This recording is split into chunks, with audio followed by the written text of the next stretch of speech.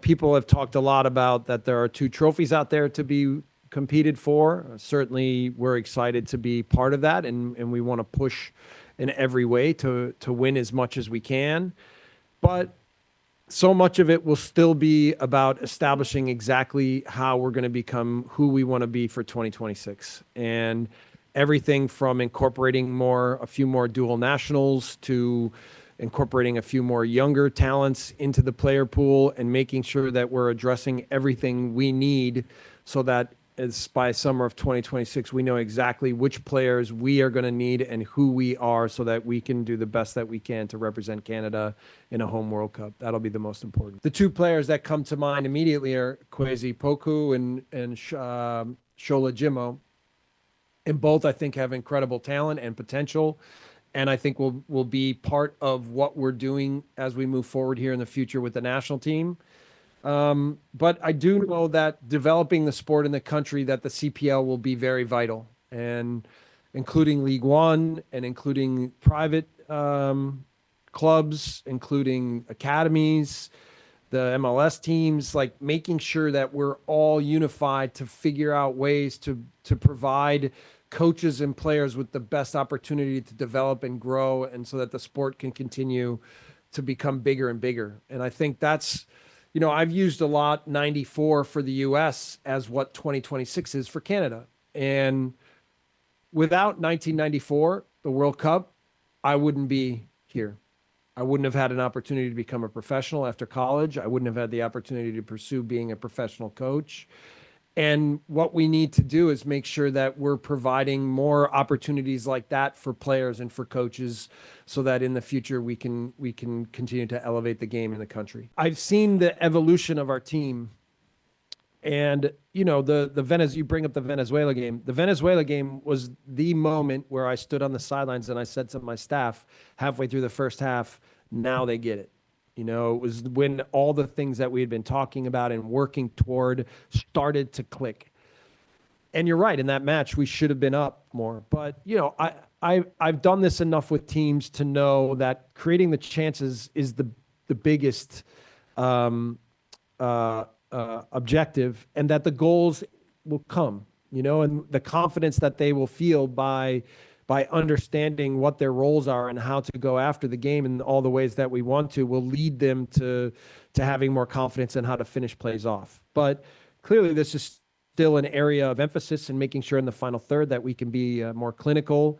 A lot of this comes down to also this is why the best strikers and best players in the world are the best, is because they have a special way of scoring goals.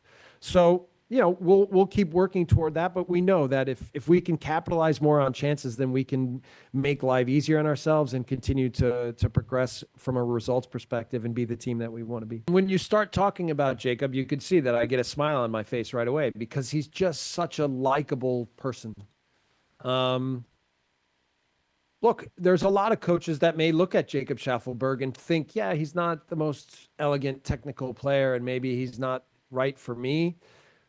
Before I coached him with Canada, I'd been watching him in MLS, and he was the kind of player that I like a fearless player who likes to run, who's aggressive, who likes to go at opponents, who gets things wrong, but doesn't seem to faze him and doesn't stop. And that relentlessness is something that I think resonates with me. I don't know, I think when you're a coach, you have to have a way. But then you have to, I think, understand how to access the potentials of people, and you have to know that from a style of play perspective, from a cultural perspective, from a personality perspective. And the only way to really do that is to invest in them as people and spend time to get to know them. And so that's the way I coach. That's the way I lead, right? Is not just what's the player, but what is everything about this person and how do we drive them to understand how good they can truly be. And Jacob is, I think, an example of somebody who needs to feel invested in and needs to feel a connection. And if he feels that, he'll do anything for himself, for the team, for the coach, for the program. And And that part has been a real pleasure with him. So, do we need more players like him? I'd probably say yes, just because of the qualities he has as a person, even more than as a player. For me personally, growing up in Nova Scotia, it's a very hockey-dominated province. Um, and I went back this Christmas, and I feel like I am noticing a difference with how much soccer is being played and how much effort is being put in. So the World Cup's just going to add to that, and I do see soccer kind of taking over a lot of Canada with this World Cup coming. And then for the mustache, it's not my best ever. It's not a lot of growth, so I need a few more days for it to get better, but it's still somewhat there. And then the last part of the question was the team. Yeah, I think we're going to be a different team just because that's what happens when we get a lot of new faces in. But we do have a lot of returning faces as well to help make that easier transition with the new guys.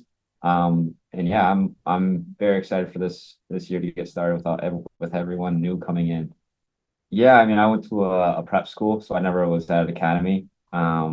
So I'll be honest, I didn't really defend much in prep school. I kind of was the high and wide left winger, so whenever I got the ball, I would just go at my defender. I think I just had that from my whole life. Well, I feel like I kind of got somewhat fast, so I was excited about that, and I wanted to use as much as possible. And I've just never really been that much of a technical player or liked the style of play of like a lot of possession. I find it a little boring. So that's why I've been having a lot of fun with Jesse and his style of play.